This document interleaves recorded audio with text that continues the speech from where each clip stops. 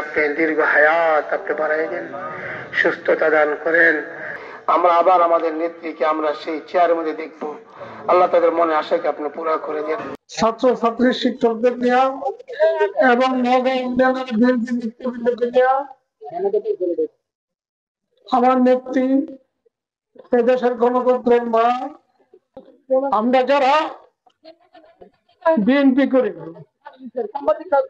আমাদের দেশনেত্রী বেগম খালেদা জিয়া আমাদের মাঠ তুলল। আমি আপনাদের কাছে এসেছি গণতন্ত্রের মাঠ জন্য চাইতে। আল্লাহ তারা কবুল করে সেটা তো বলা যায় না।